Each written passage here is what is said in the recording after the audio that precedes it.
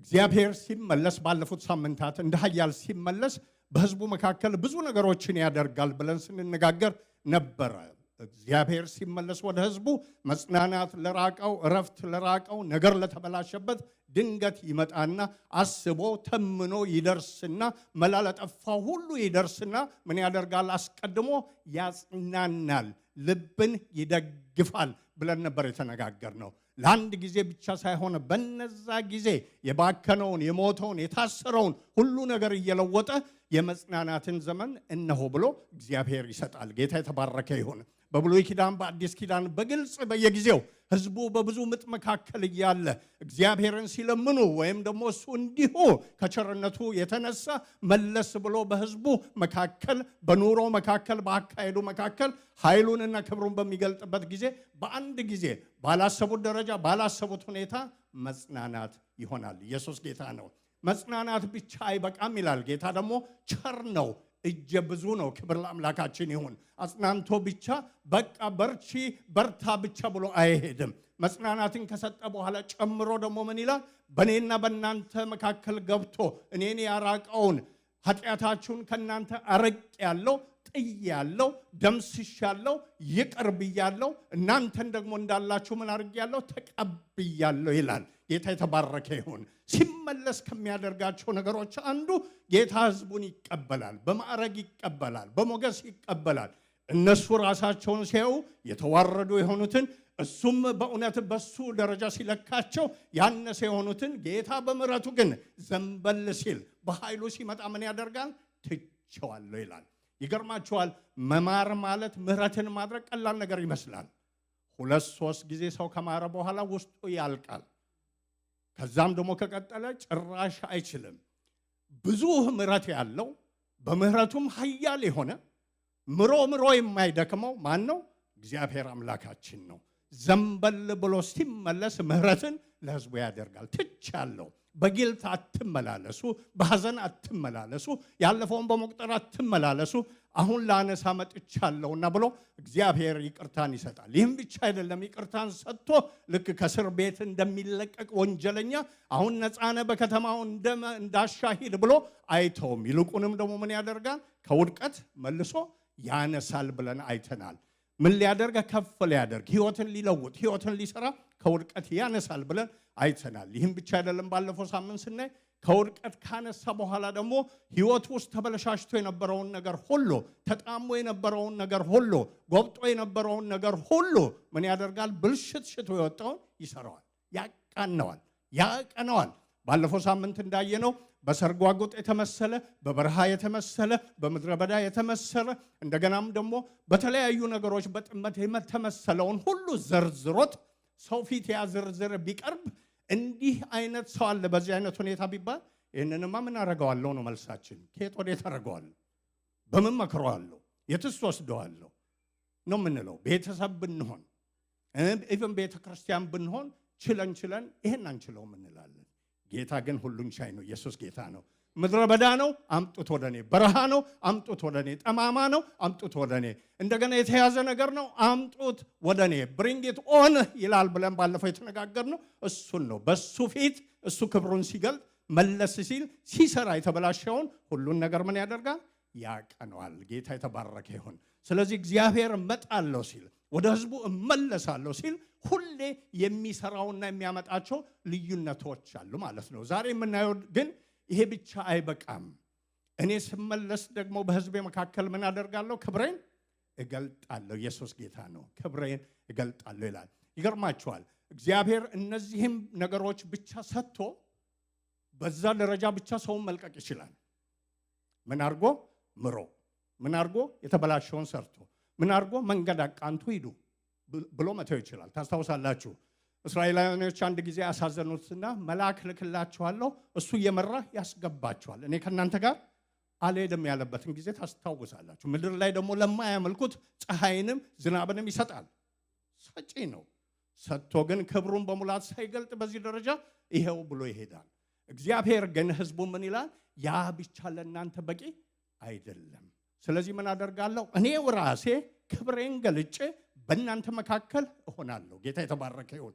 ስጦታ ብቻ ሰጥቼ አልለያችሁም፣ ይልቁንም በእናንተ መካከል እኖራለሁ። ታስታውሱ እንደሆነ በብሉይ ኪዳን ከግብፅ ካወጣቸው በኋላ ወደ ሲና ተራራ ካመጣቸው በኋላ ተራራውን አጢሶ ክብሩን ከገለጠ በኋላ እንደገና ደግሞ ሙሴን ወደ ተራራ አውጥቶ የሚሰራውን ነገር ሁሉ ካሳየው በኋላ ለሕዝቡ ምን የሚል መልእክት ላከ? በመካከላችሁ አድር ዘንድ ምን ስሩልኝ አለ? መቅደስ ስሩልኝ። ኢየሱስ ጌታ ነው። አያችሁ፣ ከዛ በፊት ይሄ መገናኛው ድንኳን እስከሚሰራ ድረስ አብሮ ነበረ፣ ራርቷል፣ ሰርቷል፣ ሰጥቷል። አሁን ግን ምን እያላቸው ነው? ከዛ በላይ ከዛ በጨመረ ሁኔታ በእናንተ መካከል መሆን እፈልጋለሁ። ያ ምንድን ነው? መኖርን እፈልጋለሁ፣ መገኘትን እፈልጋለሁ ይላል ማለት ነው። እዚህም የሚለው ምንድን ነው? ለሕዝቡ ምድረ በዳውን ሌላውን ሁሉ አስተካክዬ ዝም ብዬ አልተዋችሁም፣ ይልቁን ምን አደርጋለሁ? ከእናንተ ጋር እሆናለሁ፣ ክብሬን እገልጣለሁ፣ ክብሬን አሳያለሁ ይላል። ጌታ የተባረከ ይሁን። ይሄ የእግዚአብሔር ክብር ምን ማለት ነው የሚለውን ባለፈው ከጥቂት ወራቶች ወይም ዓመታት በፊት ተነጋግረናል። ለዛሬ መንደርደሪያ እንዲሆንም ብቻ ጥቂት ነገሮችን እኔ የእግዚአብሔር ክብር ስንል ምንድን ነው? ምን ማለታችን ነው የሚለውን ጥቂት ሐሳቦችን እኔ በመጀመሪያ የእግዚአብሔር ክብር ማለት የእግዚአብሔር የአምላክነቱ ልክ ነው። የአምላክነቱ ልክ እስቲ እንበል። የአምላክነቱ ልክ ነው ማለት ነው። ያ የአምላክነቱ ልክ ደግሞ ክብር የሚባለው ጥቅል ማንነቱ ነው። the summation of his total being ይላሉ ፈረንጆቹ። በአንድነት ተሰብስቦ ማንነቱን የሚገልጥ እውነታ ነው ማለታቸው ነው ማለት ነው። የተለየ ድርጊቱ ብቻ አይደለም፣ ፍቅሩ ብቻ አይደለም፣ እይታው ብቻ አይደለም። እሱ ራሱ ምንድነው? ክቡር ነው። ጌታ የተባረከ ይሁን። ስለዚህ የእግዚአብሔር ክብር ብለን ስንገልጥ እግዚአብሔር ራሱ ማንነቱ ነው ማለት ነው። በሙላቱ ማለት ነው። እዛ እንደተዘረዘረው ምንም ሳይጎልበት በራሱ ሙሉ ነው። አበንደንት ነው፣ ሙሉ ነው። ምንም የሚያስፈልገው ነገር የለም። ብቃት ያለው ነው። ሰልፍ ሰፊሸንት ነው። ታላቅ ነው። ምንም የማይወዳደር ፍጹም ነው። እንከን የለሽ ነው። ግርማ አለው፣ ውበት አለው፣ ጸዳል አለው፣ ገናናነት አለው፣ ጥልቅነት አለው። ኤክሰለንስ ማለት ነው። በዚህ ሁሉ አምላካችን ምንድነው? ጢም ያለ ሙሉ ነው ማለት ነው። ከዚህ የተነሳ እግዚአብሔርን እናክብረው ስንል በእኛ መካከል እኛ ተረድተን ክብሩን እንግለጥ ማለት እንጂ በክብሩ ላይ እንጨምር ማለት አይደለም። ምክንያቱም ምንድነው? ከዘላለም እስከ ዘላለም እግዚአብሔር አምላካችን ምንድነው? ክቡር ነው። ኢየሱስ ጌታ ነው። ሁሌ እግዚአብሔር የከበረ አምላክ ነው። ስለዚህ ሁኔታዎች ሲበላሹ በእኛ መካከል እንደ ማንነቱ አላየነውም፣ እንደ ማንነቱ አልተገለጠም። ከዚህ የተነሳ ክብሩን ብለን የምንጠይቀው ወይም እሱም ክብሬን አሳያለሁ ብሎ የሚናገረው በእኛ መካከል የሚገልጠውን ማንነቱን እንጂ እግዚአብሔር ሁሌም ክቡር አምላክ ነው። የማይጨመርበት፣ የማይቀነስበት፣ የማያስፈልገው ምንም ነገር ደግሞ አስፈልጎት ከሰው የማይጠይቅ በሙላት ከዘላለም እስከ ዘላለም የሚኖር አምላክ ነው ማለት ነው። ይህን ክብሩን ግን ማንነቱን በባህሪው በስራው እንደገናም ደግሞ በማንነቱ የሆነውን ሰው ያውቅ ዘንድ በተለያየ መንገድ ክብሩን ይገልጣል ማለት ነው። ክብሩን ይገልጣል፣ በማዳን ይገልጣል። ቅድም የእስራኤላውያኖችን ታሪክ ጠቃቅሰናል። እነሱን ሕዝብ ሰርቶ አንዱን ሰው ወስዶ አብርሃምን ብቻውን ለ25 ዓመት ይኖረው ልጅ ሰጥቶ ለሰጠው ልጅ ደግሞ ስንት ልጆች ሰጠው? ይሄ ስንት ነው? 2 ልጆች ሰጠው ማለት ነው። 2 ልጆችን ሰጥቶ አንደኛውን አንተ ሄድ ብሎ አንደኛውን ብቻ ወስዶ ለወሰደው ልጅ ደግሞ ስንት ልጆች ሰጠው? እንግዲህ በምን ላሳያችሁ? 12 ልጆችን ሰጠው።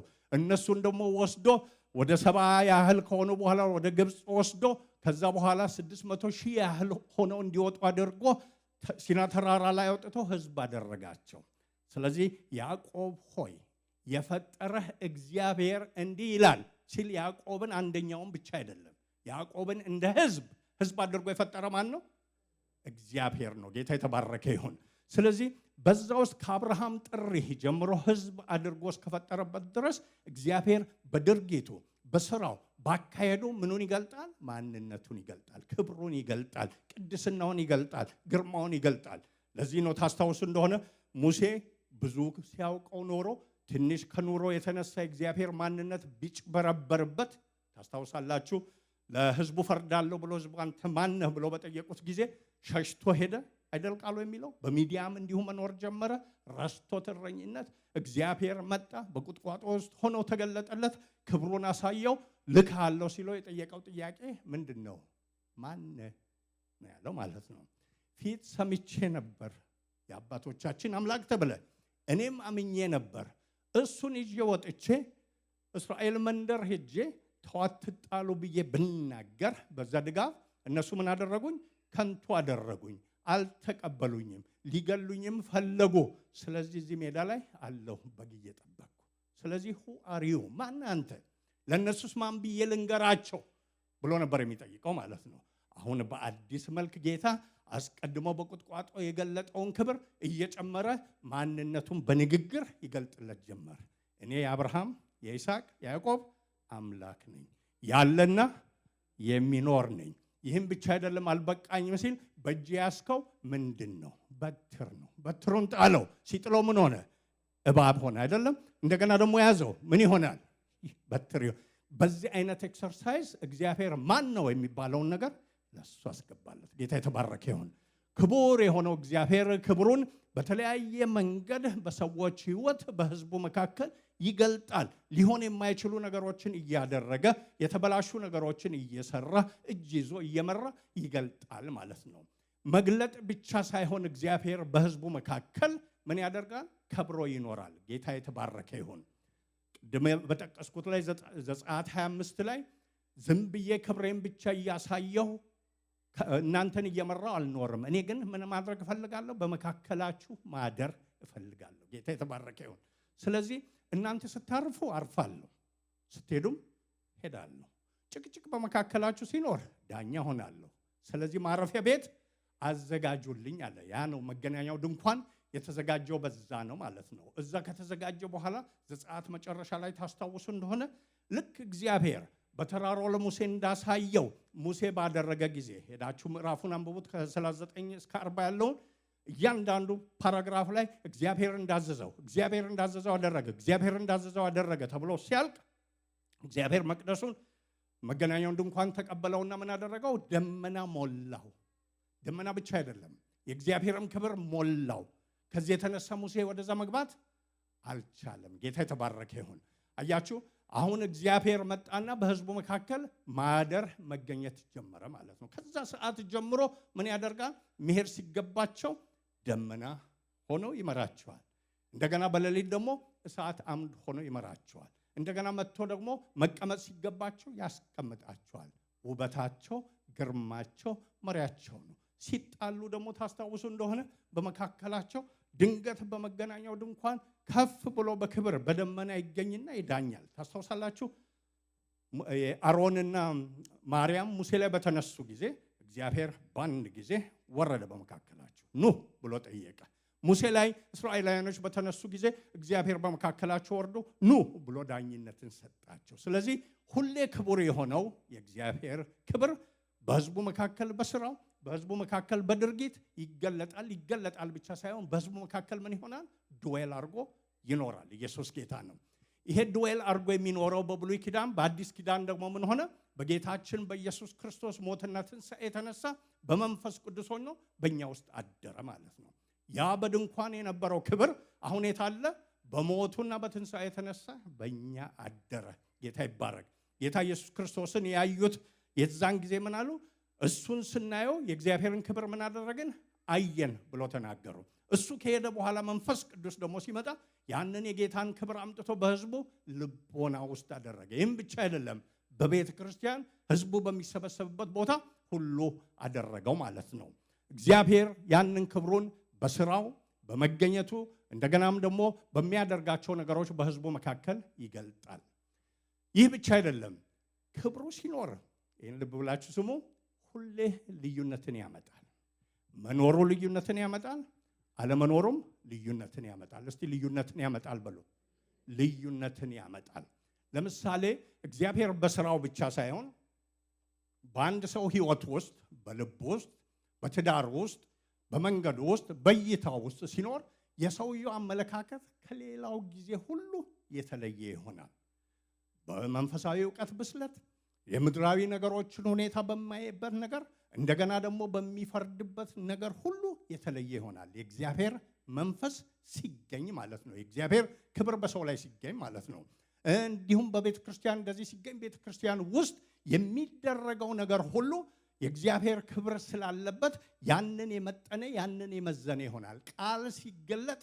ሰው ከሰው አፍ ለሰው ጆሮ እንደሚገለጥ ሳይሆን ከሰው አፍ ለሰው ልብ እንደሚገለጥ አድርጎ እግዚአብሔር ለቃሉ ኃይል ይሰጣል። ቅድም የዘመርናቸው አይነት ዝማሬዎች ደግሞ ሲሆኑ እንዲሁም ሙዚቃና እንዲህ የከበባቸው ብቻ ሳይሆኑ ልክ ሰማያዊ የሆነ እውነታን የያዙ ብቻ ሳይሆን ልብን የሚነኩ ከጌታ ጋር የሚያገናኙ ይሆናል። የእግዚአብሔር ክብር ፕሬዘንሱ ሲኖር ማለት ነው። ሳይኖር ሲቀር ግን ያ ሁሉ ያልኳችሁ ምንም የለም። ሙዚቃውም አለ፣ ዘማሪውም አለ፣ ሰውም ተቀምጧል። ይሄም ደግሞ መጽሐፍ ቅዱሳዊ ስብከቱ አሁን እኔ ከማደርገው በላይ በብዙ ጥበብና በብዙ ዕውቀት ሊወጣ ይችላል። ጌታ ከሌለ ሲምፕሊ ሞቲቬሽናል ስፒች ነው የሚሆነው ማለት ነው። ንግግሩ ላይ መደነቅ እንችላለን፣ ልንል እንችላለን። ፕሬዘንሱ ላይ ኦራተሪው ላይ ዋው ልንል እንችላለን። ልብ ውስጥ ገብቶ ነፍስን ቀይሮ ሕይወትን አሳርፎ ከጌታ ጋር አቆራኝቶ ሰውን የሚመራበት ነገር የለም ማለት ነው። መገኘቱ በትንሽ ነገር እንኳ ቢሆን ትልቅ ለውጥን ያመጣል። ታሪክ ሰምታችሁ እንደሆነ አላውቅም። ሁለት ሰዎች መዝሙር 23ን በትልቅ ጉባኤ ደሊቨር አደረጉ ይባላል። ሁለት ሰዎች፣ አንዱ ወጣት ነው፣ ካሪዝማቲክ የሆነ በብዙ የንግግር ስልት በጣም የተካነ ወጣና ድራማታይዝ እያደረገ እግዚአብሔር እረኛዬ ነው የሚያሳጣኝም የለም የሚልበት አክሽኑ እያንዳንዱን ነገር የሚናገርበት ዋው የሚያሰኝ ነው። ሰው ሁሉ በድንቅ ሁኔታ ያየው ነበረ። አካሄዱን፣ እርምጃውን፣ የእጅ ውዝዋዜውን፣ ድምፅ መውጣቱን መውረዱን ልክ ሲጨርስ ሁሉም ብድግ ብሎ በጭብጨባና በፉጨት ተቀበለው ማለት ነው። ከዛ በኋላ በጣም ደግሞ የሸመገሉ ሰውዬ ድክ ድክ እያሉ መጥተው እንደዛ ኦራተሪ የለም፣ የድምፅ መውጣት መውረድ የለም፣ እንቅስቃሴ የለም። ሰብሰብ ብለው ከነሽበታቸው እግዚአብሔር እረኛዬ ነው ብለው ሲጨርሱት ሰው አላጨበጨበም። ሰው ምን አደረገ ይባላል? አለቀሰ። አያችሁ፣ ጭብጨባ ከሰው ሊመጣ ይችላል። የነፍስ ለቅሶ ግን ከመነካት ይመጣል። ኢየሱስ ጌታ ነው። የጌታ እግዚአብሔር ክብር በሕዝቡ መካከል ሲኖር እንደዚህ አይነት ታች ያመጣል። ነገሯ ትንሽ ናት። በፊት ጥቂት፣ በሰው ፊት ሁሉ ጥቂት ትመስላለች። ጌታ ግን ካለባት፣ ክብሩን ከገለጠባት፣ ስሙን ካገነነባት ምን ታደርጋለች?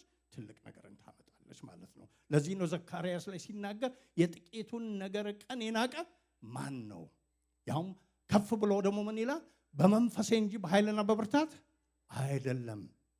ታላቅ ተራራ ሆይ አንተ ምንድነህ? በዘሩባቤል ፊት ምን ትሆናለህ? ደልዳላ ሜዳ ትሆናለህ። ልዩነቱ አያችሁ? ተራራው አለ፣ ከፍታው አለ፣ አስቸጋሪው ነገሩ አለ።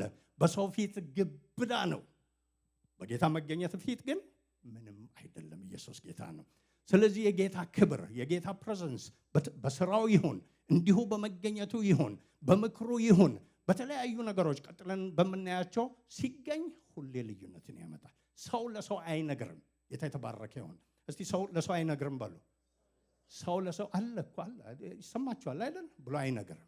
የተቀመጠ ሁሉ ይሰማዋል። ኢየሱስ ጌታ ነው። ያዕቆብን ታስታውሳላችሁ? ሸሽቶ ሲሄድ ፈርቷል። ተስፋ የለውም። የት እንደሚደርስም አያውቅም። መመለስ አለመመለሱንም አያውቅም። ተኝቶ እያለ እግዚአብሔር ተገለጠና አነጋገረው፣ ተስፋ ሰጠው ወደሚሄድበት ሁሉ። ይህም ብቻ አይደለም፣ በመሰላል ሲወጡና ሲወርዱ አሳየው። ከዛ ያንን ሁሉ ከጨረሰ በኋላ ማንም አልነገረውም። እናቱ መንገድ ላይ ጌታ ያገኘህና ክብሩን ይገልጥልሃል አላለችውም። እሱ ምን አለ ሲነሳ? በእውነት እግዚአብሔር በዚህ አለ፣ እኔም አላወቅኩም። ልክ እንደዛ ያደርጋል የጌታ መገኘት ማለት ነው። አለመገኘቱ ግን ልክ እስራኤል ሕይወት ውስጥ እንደሆነው ባዶ ነው የሚያደርገው ማለት ነው። ባለፉት በተደጋጋሚ እንዳየነው ኢሳይያስ ከ40 ጀምሮ የተጻፈላቸው የጌታ መገኘት ለቆ ሄዶ ክብሩ ለቆ ሄዶ እነሱም ባዶ ሆነው ከስተው ከሰውነት ወጥተው መንፈሳዊ ነገራቸው አልቆ መመለስ አቅቷቸው በባዕድ አገር ተገዝተው በዛ ውስጥ ሆነው ለመመለስ እንኳን ቢፈልጉ አቅም ጠፍቶ ለመዘመር ቢፈልጉ ውስጥ ያለ ነገር ይሄ ደስታን የሚፈጥረው ጠፍተው መስንቋቸውን ሰቅለው ባዶ ደረቅ በሆኑበት ጊዜ ጌታ የዛን ጊዜ አስቦ አሁንም መለሳለሁ አለ። ጌታ የተባረከ ይሁን። አያችሁ፣ ባለፈው መጀመሪያ እንዳየነው ጌታ በነበረ ጊዜ ጥም ያለውን ማንነታቸውን ከምን ቆጠሩት? ከራሳቸው ታላቅነት ቆጠሩት። ከማንነታቸው ቆጠሩት። ቢኖርም ባይኖርም ብለው አስበው ነበር። ብዙ ጊዜ በነቢያት ከተናገረ በኋላ አሁን መገኘቴ ክብሬ ከናንተ ሄዷል ብሎ ክብሩን ከወሰደ በኋላ ልክ እንደ አሕዛብ ሁሉ እንደ ማንኛውም ሆኑ። የባዕድ አማልክት የሚቀልዱባቸው እነ መርዶክን የሚያመልኩ በእነሱ ላይ የሚነግሱባቸው ሆኑ ማለት ነው። ባዶ ባዶ ባዶ ባዶ። የዛን ጊዜ ነው ጌታ አስቦ ምን አለ? አሁን ግን ምሬያለሁ፣ አሁን ግን ተመልሻለሁ፣ አሁን ግን እሰራለሁ ካለ በኋላ አሁን ደግሞ ክብሬ የሄደው ምን ይሆናል? ይመለሳል። መመለስ ብቻ ሳይሆን በእናንተ መካከል ይኖራል፣ ክብሬን ገልጣለሁ ይላል። ጌታ የተባረከ ይሁን። እግዚአብሔር ክብሩን ሲገልጥ ወደሚቀጥለው እንሄዳለን። የሚሆኑ ሰፊ ነገሮች አሉ ማለት ነው። የመጀመሪያ የሚሆነው እግዚአብሔር ክብሩን ሲገልጥ የሚሆነው በበቀል ይመጣል። ጌታ የተባረከ ይሁን። ሁሌ የእግዚአብሔር ክንድ፣ የእግዚአብሔር ክብር፣ የእግዚአብሔር ኃይል ብለን ስንናገር ይመጣል ብለን የምንናገረው ሁለት አይነት ስራን የሚሰራ ነው። የእግዚአብሔር ክንድ ህዝቡን ምን የሚያደርግ ነው? የሚሸከም ነው። ጠላትን ግን ምን የሚያደርግ ነው? የሚመታ ነው። የእግዚአብሔር ክብር ለህዝቡ ምንድነው? ማዕረግ ነው፣ ህይወት ነው፣ ህያውነት ነው። ለጠላት ግን ደግሞ ምንድነው? ረብሻ ነው፣ ሞት ነው፣ መቀሰፍ ነው ማለት ነው። ገብቷችኋል? እግዚአብሔር ሲገኝ ሁሌ ደስታን የሚያመጣው ህይወትን የሚያመጣው ለህዝቡ ነው። እግዚአብሔር ሲገኝ ጠላት ክፉ የሆነው ነገር ሁሉ የዛን ጊዜ ደግሞ ምን ይሆናል? ይመነምናል፣ ይወርቃል፣ ይጠፋል ማለት ነው። ስለዚህ እግዚአብሔር እዚህ ኢሳይያስ 40 ጀምሮ ሲናገር እመለሳለሁ እንደ ኃያል ብሎ በሚናገርበት ጊዜ ክብሬን እገልጣለሁ፣ ማንነቴን አሳያለሁ ሲል በምንድን ነው የምመጣው ነው የሚለው? በበቀል እመጣለሁ ነው የሚለው ማለት ነው። ምን ማለት ነው ይሄ? እስራኤል በተሰደዱበት በነዛ ጊዜያት ሁሉ ባዷቸውን ሆነው አማልክቶች ሁሉ ያላግጡባቸው ነበር። አሕዛብ ሁሉ ያላግጡባቸው ነበር። ታስታውሱ እንደሆነ ጌታችን ኢየሱስ ክርስቶስ መስቀል ላይ ሲውል ከስሩ ያሉት ምን ብለው አላገጡበት? አንተ ሰዎችን ታድን ነበር አይደል? አሁን ራስህን አድን። እስራኤልን ምን ብለው መሰላችሁ የሚያላግጡባቸው? ያኔ የምናመልከው የሰማይና የምድር አምላክ ነው አላላችሁም? በሰማይና በምድር ይገዛል አላላችሁም? እንደርሱ የሚመስል አምላክ የለም አላላችሁም? ዛሬ የት አለ? የበለጠው እሱን ማን ነው? መርዱክ። መርዱክ ማለት የባቢሎን አምላክ ነው ማለት ነው። የአማልክቶች አምላክ በባቢሎን እሱ ነው። በየመንደሩ ያሉት ሌሎች አማልክቶች ናቸው። የእናንተ የት አለ ብለው ያላግጡባቸው ነበር ማለት ነው። ገብቷቸዋል? ይህም ብቻ አይደለም፣ አለመኖሩን አላግጠው ህዝቡ ደግሞ የተለየነን የሚለው የተለየ አይደለም፣ ያውም ከኛ ሁሉ ያነሳችሁ ናችሁ ብለው አራቅቷቸዋል፣ በባርነት ገዝቷቸዋል ማለት ነው። አሁን ጌታ ሲመጣ ክብሩን ሲገልጥ ምን ይላል? ያኔ እንደዛ የተነሱትን ሁሉ ምን አደርጋለሁ? አዋርዳለሁ። ኢየሱስ ጌታ ነው። እያንዳንዳቸው ማን ነው እሱ ያሉ፣ የሰማይ አምላክ የሆነው ይናገር ያሉ፣ የምድር ጌታ ነው ያሉ፣ የታለ ያሉት እነሱ እያንዳንዳቸው ያዩኛል የሚለው ጌታ ይባረክ። ታሪኩን ታውቁ እንደሆነ አላቅም። ባቢሎን ላይ እንደዛ ያሏቸውን እግዚአብሔር ሰራዊት ልኮ አይደለም እስራኤልን የመለሰው። ቂሮስ የተባለ አሕዛብ ንጉሥ አስነስቶ ከራሳቸው እነ መርዱክን የሚያመልክ ለሌሎች የሚሰግደውን አስነስቶ ምን አለው? ቤቴን በኢየሩሳሌም ያለውን ስራ፣ ህዝቤን ምን አድርግ? መልሰ ላክ። ልክ አሳነባሪውን ዮናስን ምን አድርገው አለ? ወስደህ ትፋው ሲለው ተፋ አይደል? አሁንም ቄሳር የባቢሎናውያንን ጥሎ የመጣው የአሕዛብ ንጉሥ ገና እንደወጣ እዝራ ላይ ሄዳችሁ ስታነቡ የሰማይና የምድር አምላክ አንግሶኛል። ምን እንዳደርገው? ቤቱን እንድሰራለት አንግሶኛል። እዚህ ተማርኮ የመጣውን በሙሉ ይዛችሁ ሂዱ፣ ያ ብቻ አይደለም የሚያስፈልጋችሁን በሙሉ ይዛችሁ ሂዱ ብሎ ህዝቡን ያበረታታል። አያችሁ፣ አምላካችን እግዚአብሔር በህዝቡ መካከል ክብሩን ሲገልጥ ምን ያደርጋል? የገዟቸው ሁሉ እንዲገዙላቸው ያደርጋል። በቀሉ ምንድነው? ያሳነሷቸው ሁሉ እንዲያንሱ፣ ከእግራቸው ጫማ በታች እንዲሆኑ ያደርጋል። ጌታ የተባረከ ይሁን። ይህም ብቻ አይደለም፣ በበቀል ሲነሳ ደግሞ እንደዛ በሚያደርግበት ጊዜ አምላክነቱን የሚናገረው ህዝቡ ብቻ ሳይሆን ድሮ አምላክ አይደለም ያሉ ማን ነው እሱ ያሉት ራሳቸው ባንደበታቸው ይመሰክራሉ። ፈርዖንን ታስታውሳላችሁ? ሙሴ ገና መጀመሪያ ሄዶ ሲጠይቀው ህዝቤን ላክ ልቀቅ ይልሃል ብሎ ሲጠይቀው፣ እግዚአብሔር ብሎ ሲጠይቀው ምን ብሎ መለሰ? እግዚአብሔር ማን ነው? እኔ እርሱንም አላቅም ህዝቡንም አልለቅም። ያው መጨረሻውን ታውቃላችሁ ማለት ነው። ስቴፕ ባይ ስቴፕ ልክ ፈረስ በልጓም ተለጉሞ እንደሚሄድ እግዚአብሔር መቅሰፍትን እያመጣ ማንነቱን በልክ እያሳየው መጨረሻ ላይ በኩራቱን ሲመታ ምን አለ? እጁን አንስቶ ሂዱ ብሎ ለቀቀ ማለት ነው። ከዛ አሁንም አልገባውም የመጨረሻው ብሎ ልቡን አደንድኖ ወዴት እንዲከተለው አደረገ? እስከ ባህሩ። ከዛ ምን አደረገ? ሙሉን ጨረሳቸው። በእነሱ አማልክት ላይ በፈርዖንና በህዝቡ ላይ እግዚአብሔር ክብሩን አሳየ። ከፍ ብሏልና ብሎ የዘመሩለት ከዚህ የተነሳ ነው። ጌታ የተባረከ ይሁን። ስለዚህ እግዚአብሔር በክብር በህዝቡ መካከል ሲገለጥና ሲመለስ አንዱና የመጀመሪያ የሚያደርገው ህዝቡን ያቆረቆዘውን፣ ህዝቡን በእውነት የያዘውን፣ ያስጨነቀውን፣ እንዳያድግ ያደረገውን፣ ያከሳውን ነገር ሁሉ ነቅሎ ይጥላል ብቻ ሳይሆን ለህዝቡ መልሶ ያስገዛል። ምን እንዲሆን? እግዚአብሔር እሱ ብቻ እንዳደረገው እንዲታወቅ ማለት ነው። አስቡ እንግዲህ እናንተ ላይ የሰለጠነ መንፈሳዊ ህይወት ላይ ሊሆን ይችላል፣ ምድራዊ ህይወት ላይ ይሆናል። የሰለጠነ ለብዙ ጊዜ ሞክራችሁት የማይሄድ ነገር አንድ ጊዜ መጥቶ መሄድ ብቻ ሳይሆን ለእናንተ የተገዛ ሲሆን ከማን አቅም የተነሳ ነው የሚባለው? ከጌታ አቅም ነው። አቅቶኝ ነበር 5 ዓመት፣ አቅቶኝ ነበር 10 ዓመት፣ ብዙ ዓመት አስጨንቆኝ ነበር፣ ነፍሴን እንደዚህ አድርጓት ነበር የተባለውን ጌታ ሲመጣ በበቀል ሲወርድ ያንን አሳልፎ ይሰጣል። ጌታ የተባረከ ይሁን። ታስታውሱ እንደሆነ እስራኤላውያኖችን ሲሰናበት ሙሴ መጨረሻ ላይ ያለው ምንድን ነው? የዘላለም አምላክ መኖሪያህ ነው አይደል ብሎ የተናገረው። የዘላለም ክንዶች ካንተ በታች ናቸው ካለ በኋላ ጠላትህን አውጥቶ ምን ይላል? በሉልኝ እስቲ አጥፎ ይላል። ደክሟቸዋል። ጠላትህን አውጥቶ አጥፎ ይላል። በጣም ከሚገርሙኝ ጥቅሶች አንዱ ነው ማለት ነው። ምን ማለት ነው? ለምን እግዚአብሔር ራሱ አጠፋው ይችላል? ፈርዖንን እንደደፈቀው ጠላታቸውን እየደፈቀ መውሰድ ይችላል። አንዳንድ ጊዜ ክብሩን ሲገልጥ ልክ ለልጆቹ እንደ መጫወቻ አድርጎ ጠላቶቻቸውን ይሰጣቸዋል ማለት ነው። ጠላቶቹን ያወጣና ምን ያደርጋል? አንተ ራስህ የፈራኸው ያሰቃየ አልችለውም ያልከው አንተ ራስህ ምን አድርገው? አጥፋው። ደስ አይልም? አያችሁ፣ የማይችል ደካማ ነው የተባለው ውስጥ ጌታ ገብቶ አይቻልም የተባለውን በማይችለው እጅ ባዶ ያደርጋል። የዛን ጊዜ እግዚአብሔር ክብሩን ለማን ገለጠ? በማን ገለጠ? በልጁ ገለጠ። እንደገና ደግሞ በጠላትም ላይ ገለጠ ይባላል ማለት ነው። አምላካችን እግዚአብሔር የተባረከ ይሁን። በበቀል ይመጣል። በበቀል ብቻ ሳይሆን በመገኘት ደግሞ ይመጣል ማለት ነው። እነዚህ ሶስቱ ነገሮች ትንሽ የተለያዩ ናቸውና ላብራራ። በበቀል እርምጃ ወስዶ ጠላቶቻችን ላይ የከበዱን ነገር ላይ እነዛ ላይ ሁሉ እርምጃ ወስዶ ይመጣል ማለት ነው። ግን ያንን አስነስቶ ከኛ ላይ ነቅሎ ለኛ አስገዝቶ መሄድ ይችላል። እግዚአብሔር ግን በክብር ሲመጣ በዛ ብቻ አይተውም። ቅድም እንዳልኳችሁ ምን ይላል? በአንተ ህይወት፣ በአንቺ ህይወት፣ በአንተ ትዳር፣ በአንቺ ትዳር፣ በቤተሰብህ፣ በቤተሰባችሁ፣ በቤተ ክርስቲያናችሁ ምን ሆናለሁ? እኖራለሁ።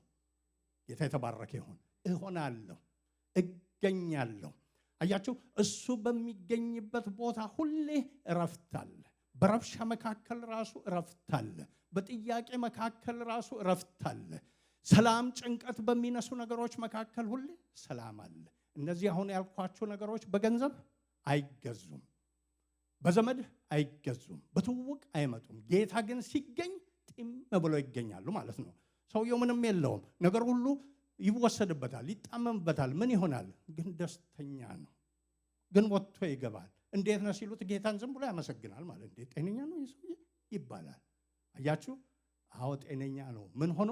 የጌታ ፕሬዘንስ በሱ ውስጥ ሆኖ ማለት ነው። ስለዚህ እግዚአብሔር በክብር ሲመጣ በሰውየው፣ በሴትየዋ፣ በቤቷ፣ በቤተ ክርስቲያን፣ በህዝቡ መካከል ይገኛል። እሱ ባለበት ሁሉ ነገር አቅም አለው። እሱ ባለበት ሁሉ ነገር ክብደት አለው። ባይ ዘ ወይ ይሄ ክብር የሚለው ቃል በዕብራይስጥ ከቮድ የሚል ነው።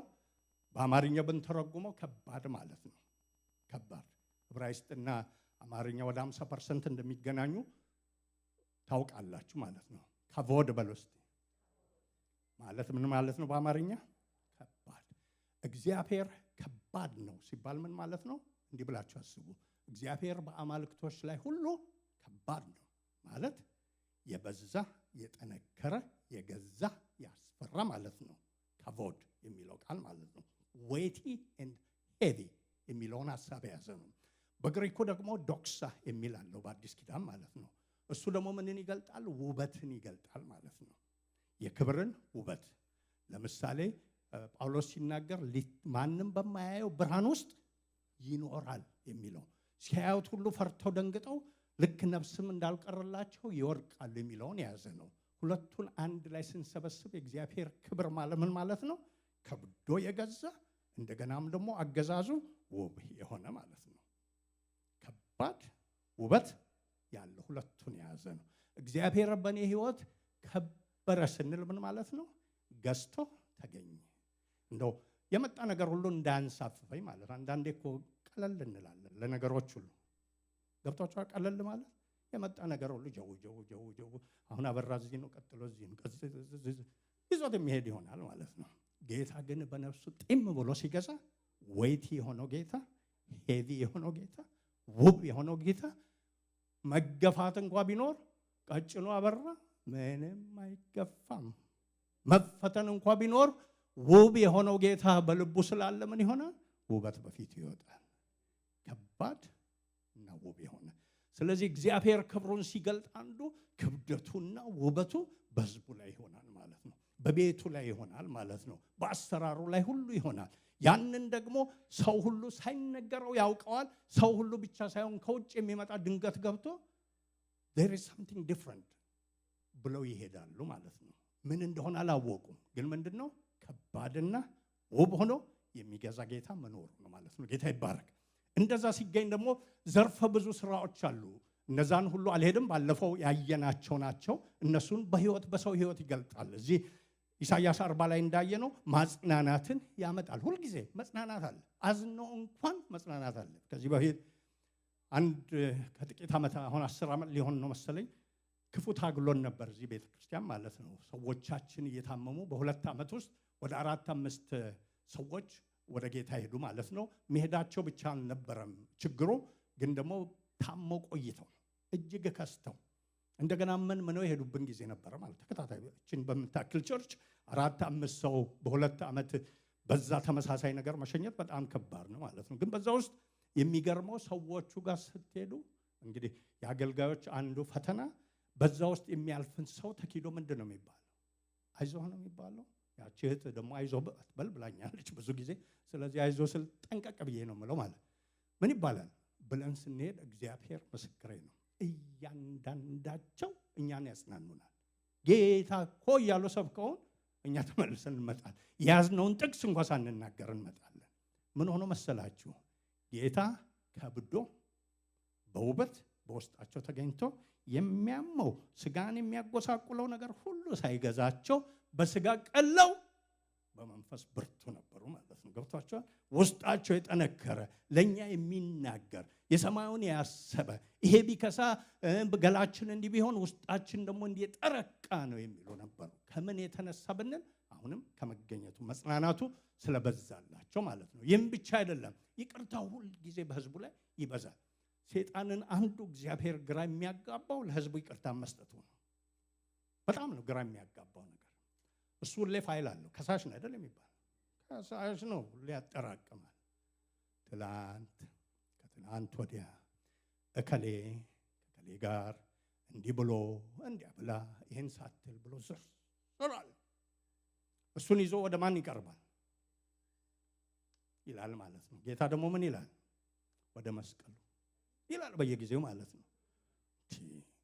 ይህን ሁሉ ማርክ አሁንስ ደግሞ እንዲህ ሲያረጉ ብሎ ደግሞ ይዞ ይመጣል። አሁንም ጌታ ምን ያሳያል? መስቀሉን። ኢየሱስ ጌታ ነው። ታስታውሳላችሁ ኢያሱን በብሉይ ኪዳን የተገለጠው ካህን ሆኖ እያለ ጌታ ፊት ላይ ቆሞ ማን ቆሟል? አብሮ ከሳሽ ቆሟል። አስቡ እንግዲህ ያም በብሉይ ኪዳን ማለት ነው። ከሳሽ ቆሟል። ማት ዝርዝር ይዞበታል። ካህን ሆኖ ማት ያልሰራው ነገር አለ ብሎ ማለት ነው። እሱ ካህኑ ሳይናገር ማን ተናገረለት? እግዚአብሔር ይገስጽ። ይሄ ከብዙ መከራ ያመለጠ እንደ ትንታግ የሆነ ነው ብሎ ገሰጸው ብቻ ሳይሆን ልብሱ ምን አደረገለት? ቀየረለት። ጌታ የተባረከ ይሁን። አያችሁ ከብዶ እና ውብ ሆኖ በማን ህይወት ተገኘ? በኢያሱ ህይወት ተገኘ። እሱ መጥቶ በሚከሰው ጊዜ ይሄ ሰውዬ ምንድነው? ለሰይጣን የቀለለ እንኳን ቢመስል በእግዚአብሔር ፊት የከበደ እና ውብ የሆነ ነው ማለት ነው። እግዚአብሔር ክብር ስላረፈበት ማለት ነው። ይህም ብቻ አይደለም፣ ከውድቀት ያነሳል። ባለፈው እንዳየነው የተበላሸውን ይሰራል። ሳምንት እንደምናየው እንደረኛ ወጥቶ ከፊት ሆኖ ይመራል። እግዚአብሔር ሲመለስ ደግሞ በጎን እንደምታየው በነገር ሁሉ ብቃትን ይሰጣል። የእውቀት ብቃትን ይሰጣል። ስለ ነገሮች የምንረዳበት መንገድ ከሌሎች የተለየ ይሆናል። አምና ከምንረዳው ዘንድሮ የተለየ ይሆናል። ሰውን ስናይና ስንመዝን የምናይበት መንገድ የተለየ ነው። ዋታባ ዩኒቨርሲቲ አልገባን ሌላ ብንገባም የተጭበረበረ ብዙ ነገር ይዘን ነው የምንመጣው። ጌታ ሲገኝ ግን ለእያንዳንዱ መለኪያ ባለው መንገድ እንትናን ብሎ የሚያስረዳን መንገድ አለ። ይህም ብቻ አይደለም፣ ነገሮችን የምንችልበት የምንይዝበት ብቃት፣ እንደገና ሙላት፣ እንደገና ረፍትን፣ እንደገና ኃይልን፣ እንደገና አምልኮን በእኛ ላይ ያደርጋል። ጌታ የተባረከ ይሁን። ጌታ ባለበት ሁሌ ምን አለ? ሙላት አለ። ጌታ ባለበት ሁሌ ምን አለ? ረፍት አለ። ጌታ ባለበት ሁሌ ምን አለ? መንፈሳዊ ኃይልና ልምምድ አለ ማለት ነው። 2-3 ሰዎች እናንሳና በዚህ እንጨምራለን። ወደሚቀጥለው ትሄድልኛለህ። ከደንገል ሳጥን እስከ ናባው ተራራ ረጅም ጉዞ ነው ብታስቡት ማለት ነው። በመጽሐፍ ቅዱስ ሲተረክ 4 መጽሐፍ የፈጀ ነው። ስለ ደንገል ሳጥን የተነገረን የት ነው? ዘጸአት ምዕራፍ 2 ላይ ነው የተነገረን። የናባው ተራራ የተነገረን ደግሞ የት ነው? ዘዳግም መጨረሻ ላይ። አስቡ እንግዲህ የአንድ ሰው ህይወት ከደንገል ሳጥን እስከ ናባው ተራራ እጅግ እጅግ እጅግ ረጅም ነው ማለት ነው። በዛ በረጅሙ ጉዞ ብዙ ብዙ ብዙ ብዙ ነገሮች ተከስተዋል ማለት ነው። እዛ በሳጥን ውስጥ ከነበረበት እዛ ተራራ ላይ ወጥቶ እስከ ጨረሰበት ጊዜ ድረስ ነው።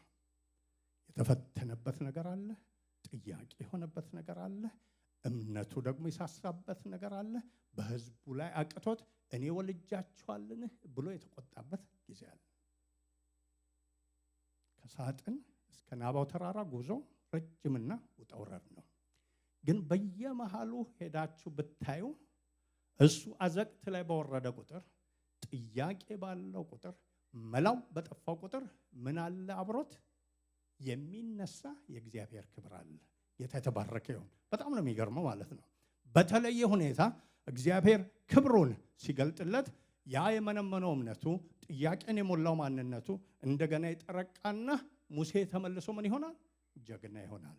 አስቡ ሲጀምር እናቱ ንጉሥ ቤት ልካው በዛ እሷ ሞግዚት ሆና ስለ እስራኤል የነገረችው ነገር ያ የእግዚአብሔርን ክብር አሳይቶት ነበረ። በዛች ክብር ብልጭታ የወጣው ማለት ነው።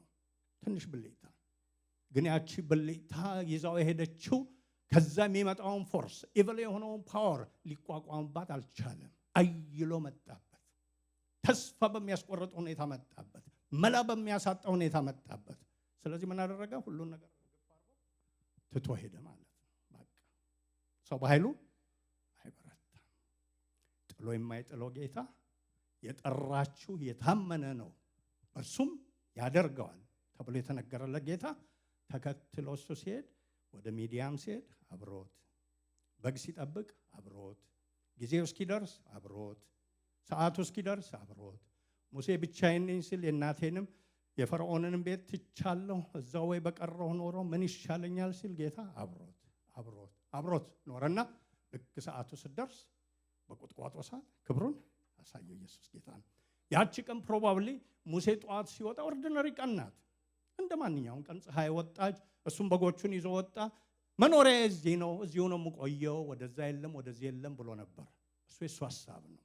በጌታ ዘንድ ግን እንደዛ አልነበረ። እዛ ሳጥን ውስጥ የተገኘው ምን ይሆን ይገባው ነበር? ናባው ተራራ ላይ ይወጣ ዘንድ ይገባው ነበር። ስለዚህ ምን አደረገው? በማያስበው መንገድ ቁጥቋጦውን እያነደደ ቁጥቋጦ ሳይቃጠል ሆኖ የማያውቅ ነገር ሰርቶ እግዚአብሔር ተገለጠለት። እሱ ደግሞ ተራ እሳት መስሎት በሚሄድ ጊዜ ከዛ ውስጥ ምን ወጣ? ድምፅ ወጣ። ምን የሚል ድምፅ ወጣ? የቆምክባት ምድር የተቀደሰች ናትና ጫማህን አውልቅ። ዋው! ልዩ ነገር ነው። ልዩ ነገር ነው። ይሄ የሚነደው ቁጥቋጦ ስንት ዓመት የተመላለስኩበት ሚዲያ፣ በግ ያገርኩበት፣ ተስፋ የቆረጥኩበት፣ ትቼ ኖርኩበት ክብር አረገና ሌላ ክብር አለ አለና እግዚአብሔር መልእክቱን የምታውቁትን ሁሉ አስታጠቀው። ሰው ሰምቶ የማያውቀውን ሰው አድርጎት የማያውቀውን ሁሉ ጢም አድርጎት ወደ ላከው ፈርቶት ወደ ሸሸው ከተማ። ቅድም ምን ብያችኋለሁ? እግዚአብሔር በክብር ሲገለጥ በበቀል ይገለጣል። ያለ ሙሴ እኮ ህዝቡን ማታ ፈርዖንንና ህዝቡን አስተኝቶ ማውጣት ይችላል። ሙሴን የግድ አያስፈልገውም። ግን ምን ማድረግ አለበት? በሱ ክንድ ሳይሆን በሰው ክንድ የፈርዖንን ክንድ መጥቶ ማሳየት አለበት አምላክ መሆኑን። ስለዚህ ሙሴን ወደ ላከው። የፈራውን የደነገጠውን ነገር የሞተበትን ተመልሰ በመጣበት ሂድ። ኧረ እኔ ልሄድም፣ እኔ ከአንተ ጋር ሆነ፣ እኔ መናገር አልችልም፣ እኔ አፍ ሆናለሁ። ይዞት ሄደ ማለት ነው። ያ ፈርቶ የሸሸው ፈርዖን ፊት ገባ። ያንን ቃል ተናገረ። ጌታ ያንን ክብር ስላሳየው። አያችሁ፣ የጌታ ክብር በሰው ላይ ሲመጣ የሚሰጠው ፓወር፣ የሚሰጠው እይታ ሁሉ የተለየ ነው። ፈርቼ ያንን እምቢ ብለውኛል የሚልበት ተመልሶ ሄደ። ከዛ ያው ታሪኩን ታውቃላችሁ። ከፈርዖን እጅ ብዙ ምልልስ ሆኖ እግዚአብሔር አብሮት ህዝቡን ይዞ ወጣ። መጨረሻ ፈተናም ባህሩ ጋር ሲደርስ አረ ብሎ ሲጮህ አትጮህ ይችን ዘንግህን አንሳ ብሎ ባህሩን በራሱ እጅ እግዚአብሔር እንዲሁ ነፋስን አምጥቶ መክፈል ይችል ነበር። ያንተ እጅ ግን ይችን ማድረግ ትችላለች ብሎ ክብርን አሳየው። ይህም ብቻ አይደለም፣ አሁንም ገና ይቀራል ክብር ብሎ ተራራ ላይ አወጣው። ተራራ ላይ ካወጣው በኋላ ህዝቡን ሰብስብ፣ አንተም ተዘጋጅ፣ ህዝቡንም አዘጋጅ ብሎ ተራራው ላይ ወረደ። ተራራውን አጤሰው። በድምፅ ሲናገር ትእዛዛቱን ሲሰጥ እሱ ብቻ ሳይሆን ማን ሰማ? እስራኤል ሰማ። ሲሰማ እስራኤል ምን አለ? አንተ ተናገረን እሱ አይናገረን እስኪል ድረስ ክብሩን ገለጠ። ሙሴንና ህዝቡን ለየ ማለት ነው። ይህም ብቻ አይደለም፣ የሚሄድበት መንገድ እስከ ናባው ድረስ ስለሆነ ሌላ ክብር ያስፈልግ ነበር። ስለዚህ ሰዎችን ይዘው ወደ እኔና ሽማግሌዎችን የመጡ ሽማግሌዎች ትንሽ ሄደው ይቆያሉ። እንደገና ደግሞ ኢያሱን ወደፊት ይዘና እንደገና ደግሞ ቀረብ ወደ ተራራ፣ አንተ ብቻ ደግሞ ውጣ ብሎ ወደ ተራራ ካወጣ በኋላ 40 ቀንና 40 ሌሊት በፊቱ አድርጎ የሱን ገናናነት የሱን ክብር ስራውን ወርዶ የሚሰራውን ሁሉ ክብር አሳየው። ሲወርድ ምን አይነት ነበረ? ሙሴ ፊቱ የሚያበራ። ጌታ የተባረከ ይሁን። ያንን ክብር ስላየ እስራኤል እንኳን ጥፋት ቢያጠፋ እግዚአብሔር እንኳን እስራኤልን አጠፋለሁ ብሎ ቢነሳ አንተን ህዝብ አደርግሃለሁ ቢል ነው። ያንን ክብር ያሳየኸኝ እኮ አንተ የከበርክ አምላክ ታጋሽና መሐሪ ነህ፣ ህዝብህን አታጥፋ፣ እኔ ብቻዬን አልወርስም፣ እነሱ አብረው ይውረሱ ብሎ ያለ ሰው ነው። ምን ገብቶበት? ክብር ጥም ብሎ ታይቶት ብቻ ሳይሆን በነፍሱ ገብቶ ማለት ነው። በዛ ባለፈበት ጊዜ ሁሉ እንደገና በምድረ በዳ ውስጥ በሆኑ ነገሮች ሁሉ ቅድም በጠቀስኳቸው ሰው የሚከሰው ከቤተሰቡ his siblings ማለት ነው። ከቤት ከሚያምፅ ሰው ጌታ ያድናቸው። የውጭው ሩቅ ነው ተብሎ ይጠበቃል። የቤቱ እንዴት ይጠበቃል? ከቤት ነው የተነሱበት። እሱ ብቻ ኢትዮጵያ ግብቶ ሌላ ብሎ ተነሱ ማለት ነው። ሙሴ ሳይሰማ ማን ሰማለት? እግዚአብሔር ሰማለት። በክብር አይቶት በክብር ተመልክቶት ማናችሁ እናንተ ሙሴ ላይ የምትናገሩ? እኔ ከሙሴ ጋር ሰው ለሰው እንደሚናገር አፍ ለአፍ ነው የምናገረው ብሎ በእነሱ ላይ የፈረደውን ነገር ታውቃላችሁ ማለት ነው። ስለዚህ እንዲህ ያደረገ በአንድ ክብር ሌላ ክብር፣ በአንድ ስራ ሌላ ስራ እየጨመረ ወዴት አደረሰው? ወደ ናባው ተራራ። የሚገርመው ናባው ተራራ ላይ ሲደርስ ሙሴ ፍጹም ሰው ሆኗል። ነገር ሳይበላሽበት ቀርቶ አይደለም። ያሰበው ሁሉ ባሰበው መንገድ ሄዶ አይደለም። ግን በጌታ ክብር ስለተቀለቀ ጌታ የሚለው ነገር ሁሉ ተቀብሎ ለመፈጸም ጥም ያለ መረዳት ነበረው። ቅድም የጌታ ክብር ሲገለጥ ምን ይሰጣል ብያችኋለሁ? ዕውቀትን፣ ብቃትን፣ መለየትን ብያችኋለሁ አይደል? ሙሴ ናባው ተራራ ላይ እዛ ተቀምጦ ሁሉን የለየ ነው። እኔ በመጽሐፍ ቅዱስ ሂድና ሙት የተባለ ሰው ያየሁት ሙሴን ብቻ ነው። እንኳን ሂድና ሙት ተብሎ ትሞታለህ ቢባል ሕዝቅያስ ሲያለቅስ ነበር አይደል? ወደ ግድግዳ ዞሮ ምርር ብሎ አለቀሰ ይላል። ይሄኛው ግን ጢም ብሎት ክብር ስለኖረ ሞት በተባለ ጊዜ ህዝቡን ጠርቶ ዘዳግም ላይ ያለውን ሙሉ ነገሩን ተናግሮ እንደገና ደግሞ ሲናገር ስለ እግዚአብሔር አምላክ የተለየ አምላክ ነው፣ እርሱን የሚመስል የለም ብሎ ሙሉውን ጨርሶ ወክ እያደረገ ወደ ሞት ሄደ። ማን ነው? ባይ እያለ አስቡ እንግዲህ ማለት ነው። ወደ ናባው ተራራ ሲወጣ እያወቀ እኮ ነው ሙሴ ነው። ምንድነው ልዩነቱን ያመጣው? የጌታ ክብር በውስጡ ከብዶ ውብ ሆኖ የተገኘ ሙሉ ጥም ያለ ሞት ፊት ለፊት እንኳን የሚያስፈራ ነገር የሌለበት ኢያሪኮን ፊት ለፊት እያየ ወዲህ ሄዶ ባይ ባይ ብሎ ከጌታ ጋር የተቀላቀለ በዛ ጊዜ ለነበሩት ፍጻሜው ሆነ ብለው ላሰቡት ጌታችን ኢየሱስ ክርስቶስ ሲመጣ በክብር ሆኖ ጌታን ያነጋገረ ጌታ የተባረከ ይሁን። ጌታ እንደዛ ያርግልን። በአንድ ክብር ሌላ ክብርን እየጨመረ በአንድ እውነታ ሌላ እውነታን እየጨመረ ጌታ ህይወታችንን ያሳድግልን። እነዚህን ሁለቱን ዝም ብዬ ተናገሬ ብቻ ጨርሳቸዋለሁ። እንደዛ አልሄድም። እስጢፋኖስን ታውቃላችሁ? ለማዕድ አገልግሎት ተጠርቶ መስዋዕትነት ድረስ የደረሰ በዛ ህይወቱ መካከል ልዩነትን ያመጣ አንድ ነገር ነው። የእግዚአብሔርን ክብር ማየት። ኢየሱስ ጌታ ነው። ሲመረጥ ታስታውሱ እንደሆነ የማዕድ አገልግሎት ምን እንደሆነ ታስታውሳላችሁ? ማዕድ ስለሚኖር የሻይ ቡና ማለት ነው። እድሜ ለአዲስ አስበው እሱን ማለት ነው። የማዕድ አገልግሎት ማለት ሰዎች የዳኑ ተሰብስበው ነበር። ከጸለዩ ካመለኩ በኋላ ብረክ ካደረጉ በኋላ ሁሌ ማዕድ ይቀርብ ነበር ከየቦታው ለመጡት ማለት ነው። ያንን የሚያስተባብር ማለት ነው። እስጢፋኖስ የተመረጠው ግን ለዛ ሲመረጥ መንፈስ ያለባቸው የሞላባቸው ተብሎ ነበር የተመረጠው። እሱ ለካ የሞላበት መንፈስ በማዕድ ዙሪያ ብቻ የሆነ ሳይሆን ተንቀልቅሎበት የጌታን ክብር ማሳየት ላይ ነው። ጢም ብሎበታል። ስለዚህ ወጥቶ ምን ማድረግ ጀመረ? መስበክ ጀመረ። በደንብ አድርጎ ከግሪክ አካባቢ ለመጡት ግሪክኛ ለሚችሉት ጢም ማርጎ ልክልካቸውን በጌታ ወንጌል ሲነግራቸው እዛ እንደምታዩት ያው አልወሎ አንስተው መጡ ማለት ነው። እነሱ ያሰቡት ይፈራል ብለው ነው። ይደነግጣል። ተውኝ ቅድም ያልኩት ስህተት ነው ማሩኝ። እሱ ግን እዛ ቆሞ ቅድም ክብር ውስጡ ነበር አይደል? አሁን ደግሞ ምን አየ? የእግዚአብሔርን ክብር ጌታ ኢየሱስንም አየው ይላል። ክብር ለጌታ ይሁን። እነሱ ሊያስፈራሩ ሲጮሁ እሱ ምን ያደርጋል? ለነሱ ይጸልይ ነበር። ይቅር በላቸው ብሎ አስቡ እንግዲህ ሞት ደጅ፣ ድንጋይ ደጅ፣ ጥርሱን ያፏጨ ሰው ደጅ ክብር ሲገኝ ምን ያደርጋል? ከራስ ወጥቶ ለሌላ መጸለይ ያመጣል። የጌታ መገኘት ውስጥን ምን ያደርጋል ብያቸዋለሁ? አቅም፣ ብቃት፣ ዕውቀት፣ እይታን ይሰጣል። እስጢፋኖስ እንደዛ አድርጎ ነው የጨረሰው። በዚሁ እንጨርሳለን። ስለዚህ እንዲህ ብለን እናስብ። የጳውሎስንም ቤታችሁ ሄዳችሁ ከደማስቆ እስከ አውራቂስ ብላችሁ ብታስቡት ሴም ስቶሪ ነው። በታገለ ቁጥር ጌታ አጠገቤ ሆኖ አበረታኝ።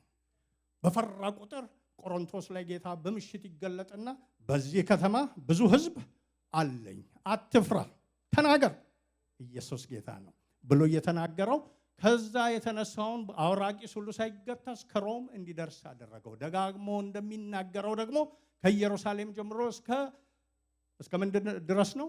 እስከ ስፔን ድረስ ወንጌልን ጨርሼ ሰብኬያለሁ እንዲል አደረሰው። የጌታ ክብር ሲገለጥ እንዲህ ያደርጋል፣ ዘርፈ ብዙ በሆነ መንገድ። ጌታ ለኛም የሚለን እዚህ አፋፍ ላይ ቅድም በረከት በጸሎትና በዝማሬ እንደነገረን አፋፉ ላይ ሆነን እንደዚህ ሆኖ የሚለን ማለት ነው። ያለፈው ነገር ያልፋል። ሁሌ በአዲስ ዓመት እንደምንናገረው ወዳለፈው ሄደን የምንለውጠው ምንም ነገር የለም። ያለው ወደፊት ያለው ነገር ነው። ወደፊት ላለው ነገር ደግሞ ጌታ ምን ይላል? እንደ ኃያል ሆኜ በሕይወታችሁ፣ በኑሯችሁ፣ በቤተ ክርስቲያናችሁ፣ በታሪካችሁ፣ በመንገዳችሁ እመጣለሁ። እኔ ስመጣ ደግሞ ምን ነገር ይሆናል? ክብሬን እገልጣለሁ። ክብሬ ሲገለጥ ደግሞ ከባድ የሆንኩኔ ውብ የሆንኩኔ በእናንተ ሕይወት በነገራችሁ ላይ ከብጄ ገዝቼ ያን ብቻ አይደለም ውበትን ጨምሬ እገኛለሁ። ተበላሽቷል የተባለ ነገር እንኳ የከበደ ይሆናል። ተጣሟል የተባለ ነገር እንኳ እኔ ከመገኘት የተነሳ ውበት ይኖረዋል። ምን አለ አንተ ምን ሆነ ነው በሚባል ጊዜ አንተና አንቺ እኔ ከመገኘት የተነሳ ምን ሆናችኋል? ውበት ጨምሮላችኋል። ኢየሱስ ጌታ ነው። ይህ የጌታ ቃል ነው። ቆመን ጌታን እያመሰገን ይህ በፍጹም በእውነት እኛ ላይ ደግሞ እንዲሆን እንጸልያለን። ኢየሱስ ጌታ ነው። ክብርና ምስጋና ለአምላካችን ለእግዚአብሔር ይሁን።